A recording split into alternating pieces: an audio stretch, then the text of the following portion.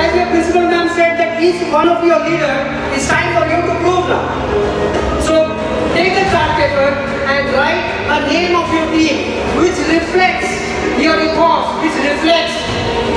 Yeah, sit together and write the name of your team which reflects all your team leaders. Quickly. 1, 2, 3. I really appreciate Principal Ma'am. We are stringent. Creativity. Stringent. We are the best.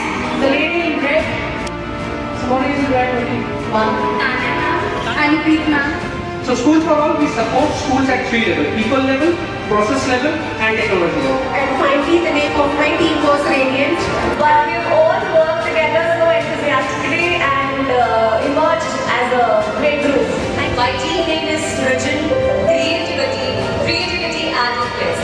Each one of your leaders, if you look into my paper, I stopped marking because the very fact that you were innovative, you were thinking, you were speaking, that itself made me very happy about the whole thing.